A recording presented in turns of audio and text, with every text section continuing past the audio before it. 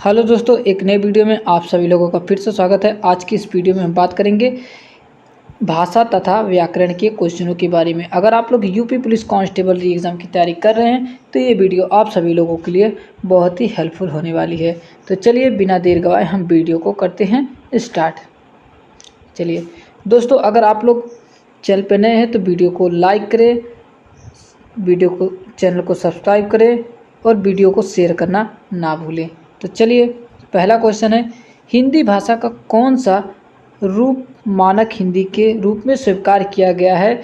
तो ये क्वेश्चन साथियों आप लोगों को यूपी बीएड 2013 में ये क्वेश्चन पूछा गया है। तो चलिए क्वेश्चन बहुत ही इम्पोर्टेंट है। तो साथियों तो अगर बात करेंगे तो कौन सा रूप मानक हिंदी के रूप में स्वीकार किया गया है, तो ये साथियों खड़ी बोली के। चलिए अगला क्वेश्चन है, हिंदी की कितनी उपभाषाएं हैं। बहुत ही बढ़िया क्वेश्चन है, ये भी यूपी बीएड 2013 में पूछा गया है। तो हिंदी की कितनी उपभाषाएं हैं, तो आप सभी लोगों को मालूम होना चाहिए कितनी है, 5 है। चलिए संविधान के अनुच्छेद 344A के अनुपालन में भारत के राष्ट्रपति ने राजभाषा आयोग का गठन कब किया। ये भी क्वेश्चन बहुत ही बढ़िया है, यूपी बीएड 2011 में पूछा गया है। तो कितनी है साथियों, तो ये साथियों कब इसका गठन किया गया, तो ये साथियों इसका गठन किया गया है 1955 में। चलिए अगला क्वेश्चन है, हिंदी शब्द किसका दिया हुआ है। चलिए बहुत ही बढ़िया क्वेश्चन है, और एक क्वेश्चन साथियों देख रहे हैं जितने भी क्वेश्चन है आपके यूपी बीएड में ये 2011 में पूछे गए हैं। चलिए पूछ रहा हिंदी शब्द जो है किसका दिया हुआ है, तो ये साथियों आप सभी लोगों को मालूम होना चाहिए ईरानियों का दिया हुआ हिंदी शब्द है। चलिए क्वेश्चन नंबर 5 है, पंजाबी भाषा की लिपि क्या है। ये भी क्वेश्चन बहुत ही बढ़िया है, यूपी बीएड 2011 में पूछा गया। तो साथियों आप लोग यूपी पुलिस की तैयारी कर रहे हैं और ये भी यूपी बीएड में ही क्वेश्चन ये पूछा गया है। तो चलिए पंजाबी भाषा की लिपि क्या है, तो पंजाबी भाषा की लिपि की जब बात होगी साथियों ये क्या है, गुरुमुखी है। चलिए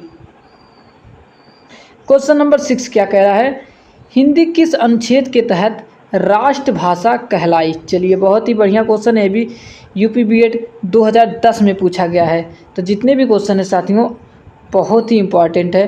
तो पूछ रहा है हिंदी किस अनुच्छेद के तहत राष्ट्रभाषा कहलाई, तो ये साथियों अनुच्छेद कितने के तहत, अनुच्छेद 343 के तहत हिंदी क्या है, राष्ट्रभाषा कहलाई। चलिए क्वेश्चन नंबर 7 क्या कह रहा है, हिंदी भाषा को राजभाषा कब घोषित किया गया। ये भी क्वेश्चन यूपी बीएड 2010 में पूछा गया है। तो पूछ रहा है हिंदी को राजभाषा कब घोषित किया गया है, तो ये साथियों 14 सितंबर 1949 को हिंदी को राजभाषा के रूप में घोषित किया गया है। चलिए अगला क्वेश्चन है, संस्कृत भाषा के पहले कौन सी भाषा थी। चलिए संस्कृत भाषा से पहले पूछ रहा है एक कौन सी भाषा थी। ये भी क्वेश्चन यूपी बीएड 2010 में पूछा गया है। तो साथियों संस्कृत से पहले कौन सी भाषा थी, प्राकृत भाषा थी। तो चलिए अगला क्वेश्चन है, हिंदी की उत्पत्ति किस भाषा से हुई है। ये भी क्वेश्चन यूपी बीएड 2010 में पूछा गया है।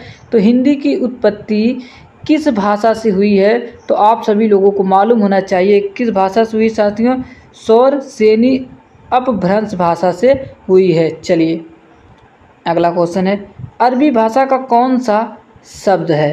तो चलिए अरबी भाषा का कौन सा शब्द है, तो ये साथियों आप सभी लोगों को मालूम होना चाहिए कौन सा शब्द है, तो साथियों गुनाह है। चलिए अगला क्वेश्चन है, सरस्वती पत्रिका के संपादक कौन थे। चलिए जितने भी क्वेश्चन है यूपी बीएड में ही पूछे गए 2010 में। तो सरस्वती पत्रिका के संपादक कौन थे, तो ये साथियों आप सभी लोगों को मालूम होना चाहिए महावीर प्रसाद द्विवेदी। चलिए वीडियो अच्छी लग रही है साथियों तो वीडियो को लाइक करते चलिए, चैनल पे नए हैं तो चैनल को सब्सक्राइब करते चलिए और वीडियो को अपने दोस्तों तक शेयर करना ना भूलें। चलिए अगला क्वेश्चन है, रिक्शा किस भाषा का शब्द है। चलिए बहुत ही बढ़िया क्वेश्चन है, रिक्शा जो है साथियों ये किस भाषा का क्या है, शब्द है। तो ये साथियों जापानी भाषा का शब्द है। चलिए अगला क्वेश्चन है, अंग्रेजी शब्द ड्राफ्टिंग का भारत सरकार द्वारा स्वीकृत हिंदी अनुवाद होगा। तो ये साथियों किसका क्या आंसर हो जाएगा, तो ऑप्शन डी बिल्कुल राइट हो जाएगा, प्रारूपण। चलिए, शब्द किसे कहते हैं, बहुत ही बढ़िया क्वेश्चन है। शब्द किसे कहते हैं, तो आप सभी लोगों को मालूम होना चाहिए, एक या एक से अधिक सार्थक वर्ण समूह को शब्द कहा जाता है। चलिए, अगला क्वेश्चन है, महाराष्ट्र में किस भाषा का प्रयोग अधिक होता है। चलिए, महाराष्ट्र में किस भाषा का अधिक होता है, तो आप सभी लोगों को पता होना चाहिए, मराठी का अधिक होता है। चलिए, अगला क्वेश्चन है, हिंदी भारत के कितने राज्यों की राजकीय भाषा है। तो हिंदी जो है साथियों भारत के कितने राज्यों की राजकीय भाषा है, तो ये साथियों आप सभी लोगों को मालूम होना चाहिए, कितने, 10। चलिए, अगला क्वेश्चन है, संविधान के किस अनुच्छेद में हिंदी को राजभाषा माना गया है। तो ये साथियों सभी आप अभी क्वेश्चन में हम बताएं, कितने, अनुच्छेद 343 में। चलिए, अगला क्वेश्चन है, किसने कहा था कि शब्द की ज्योति ना जली होती तो विश्व अंधकारमय होता। चलिए, ये भी क्वेश्चन बहुत ही बढ़िया है। चलिए, कौन सा इसका सही आंसर हो जाएगा, तो साथियों इसका जो सही आंसर किसने कहा था साथियों, महर्षि दंडी ने कहा था। तो ऑप्शन ए बिल्कुल राइट हो जाएगा। चलिए, अगला क्वेश्चन है, पाणिनि की रचना का क्या नाम है। तो साथियों एक पाणिनि की रचना का पूछ रहा है, क्या नाम है, तो आप सभी लोगों को मालूम होना चाहिए, अष्टाध्यायी है। चलिए, अगला क्वेश्चन है, व्याकरण से किसके अस्तित्व की जानकारी नहीं मिलती है। चलिए, व्याकरण से किसके अस्तित्व की जानकारी नहीं मिलती है, तो ये साथियों लिपि की जानकारी नहीं मिलती है। चलिए, हिंदी भाषा की लिपि क्या है, हिंदी भाषा की लिपि क्या है, आप सभी लोगों को मालूम होना चाहिए, देवनागरी है। चलिए, हिंदी को मानक रूप प्रदान करने का सर्वप्रथम प्रयास किसने किया था। चलिए, बहुत ही बढ़िया क्वेश्चन है, किसने किया था, तो साथियों किशोरीदास वाजपेयी ने किया था। चलिए, अगला क्वेश्चन है, स्वामी दयानंद सरस्वती ने किसकी रचना हिंदी भाषा में की। तो किसकी की थी साथियों, सत्यार्थ प्रकाश की। चलिए, अगला क्वेश्चन है, कन्नौजी हिंदी की किस उपभाषा की एक बोली है। बहुत ही बढ़िया क्वेश्चन है, तो साथियों पश्चिमी हिंदी की। चलिए, अगला क्वेश्चन है, निम्न में से कौन बिहारी हिंदी की बोली है। चलिए, निम्न में से कौन जो साथियों बिहारी हिंदी की बोली है, तो ये साथियों मगही है। चलिए, भाषा का आरंभ होता है, तो भाषा का आरंभ कहाँ से होता है, तो साथियों भाषा का आरंभ ध्वनि से होता है। चलिए, भाषा के प्रमुख अव्यय कौन कौन से हैं। चलिए, भाषा के प्रमुख अव्यय हैं तो कौन से हैं साथियों, तो साथियों वर्ण, शब्द, पद और वाक्य। साथियों अगर आप लोग यूपी पुलिस कांस्टेबल की तैयारी कर रहे हैं तो ये वीडियो आप सभी लोगों के लिए बहुत ही इम्पॉर्टेंट होने वाली है।